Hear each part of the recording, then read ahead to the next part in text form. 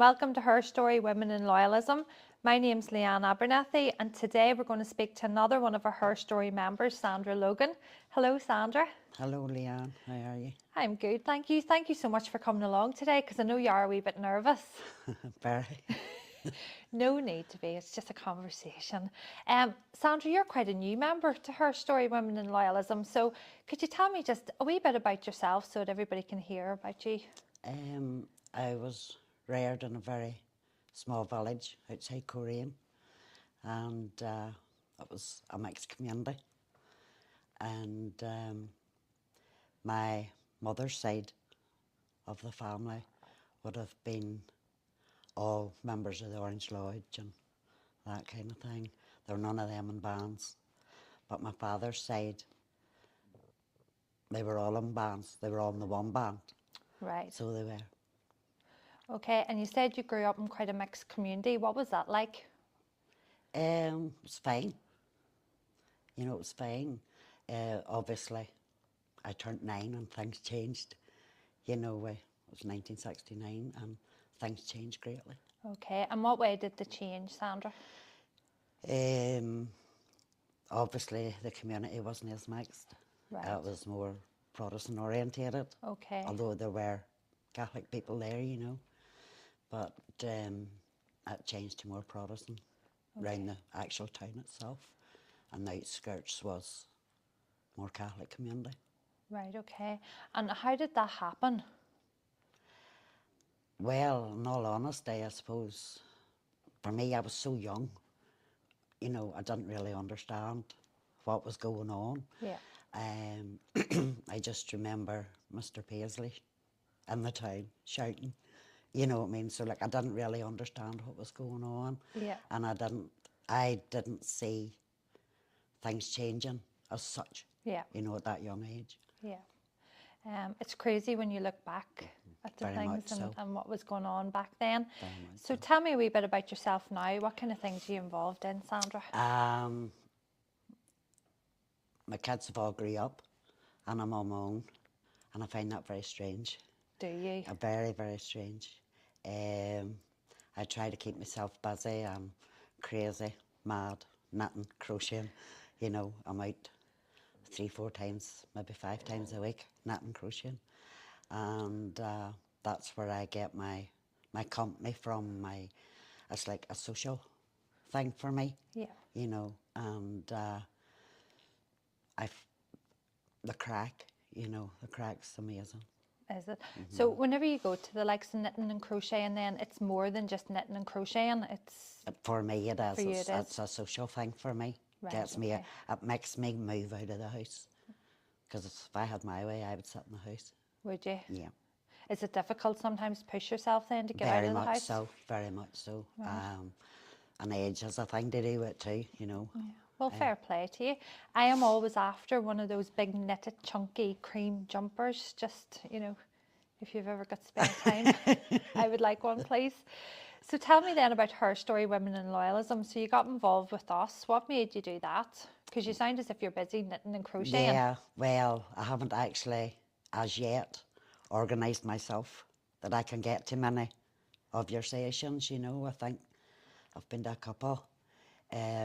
I love the camaraderie with the girls, you know, and I remember remarking to some of them sometimes, I have no sisters, and all of a sudden I've piles of sisters.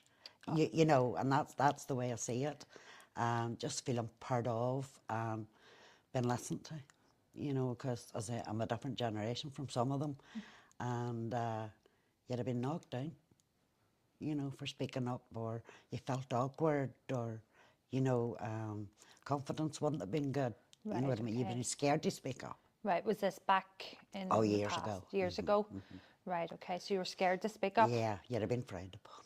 Right, okay. So what way was it? You just Just kept your didn't mouth say shut? anything. Right, okay. What did that make you feel like back then?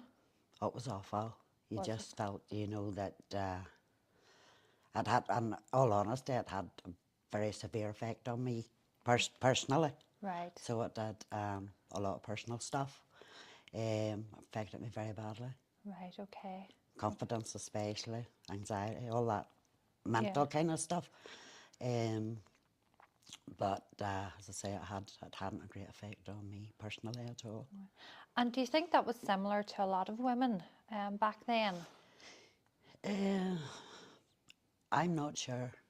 You know, I can only speak for myself, really. You know, a lot of the conflict, whatever you want to call it, I didn't understand.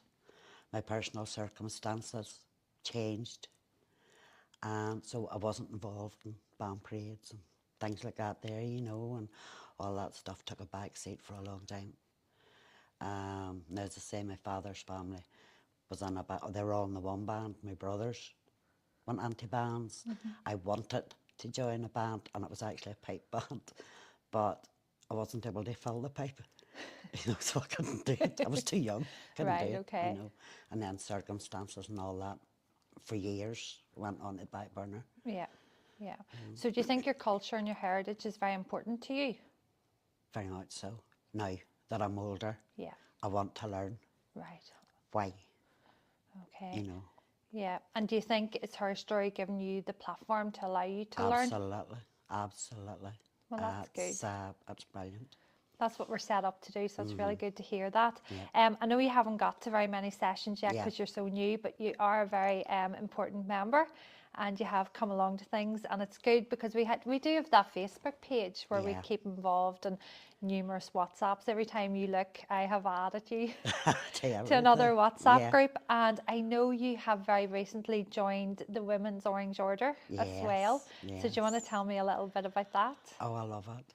Do you? I love it. I've always, from my mother was in the Orange Order, and as I say, her side, mummy's side, were all in the Orange Order, and like my uncles and that, you know, and always wanted to join an Orange Lodge from, I don't know what age, very young anyway. Right.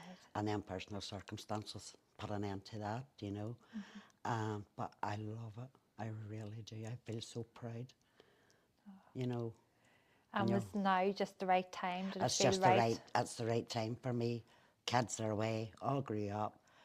You know, I feel now I can do what I want to do. And I'm not affecting the Waynes. Well, they're not Waynes anymore, but, you know, Yeah, I feel I have the freedom to do what I want to do. I very good. think that's what I'm trying to say. Yeah, and I have seen some photos of you out walking Yeah. in a few parades, and you do look very proud when you're out and walking. I'm very, very proud. And the girls that are in the lodge, they're fantastic. The camaraderie, as I say, like, I have no personal sisters, but I feel as if I've piles of sisters, you know what I mean? And there's a couple in particular I'd be very fond of, you know, and it's just great to feel part of something that you've always wanted to be part of and thought you couldn't, Right, okay. you know.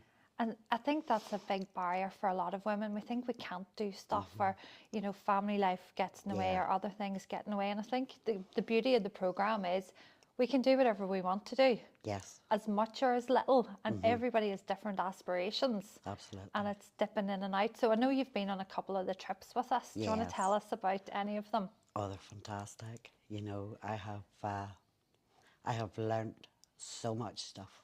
Absolutely. I've only been on 2, and we're going next weekend again. I can't wait, you know. But it's left me confused slightly, you know, In what way? what I was brought up with. Right. I'm seeing another side. We were sort of, I can't think of a proper word, but we were conditioned into thinking a certain way. We were conditioned into voting a certain way, you know, all that stuff, and which is fine, absolutely fine. But I'm seeing another side now, and you know, some of the people I've met are wonderful. Yeah. You know, they're really wonderful people, Yeah. and it's not what I perceived at all.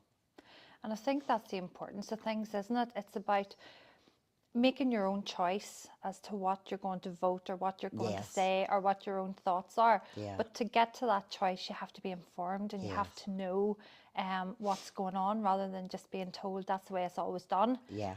Even if you decide to vote or do whatever the way it's always been done, at least you know why you're doing it. Yeah. You know what's going on, you know why. But that's really left me confused. And you missed, whenever we started reading at the start, the Good Friday Agreement, the Yes. Belfast Agreement. Yes. So you missed that. So we are putting it back on the agenda. I'm happy days. And we'll make sure we'll get you along to that, That's Sandra. brilliant. Thank you very much. So thank you so much, and hopefully you'll come back on, because I know you're going to do another residential, and I would love to get a chat with you after the residential to hear your thoughts on that, if you would. No problem. Thank you. Thank you so much, Sandra, and thank you everybody for listening in, and it's goodbye from us.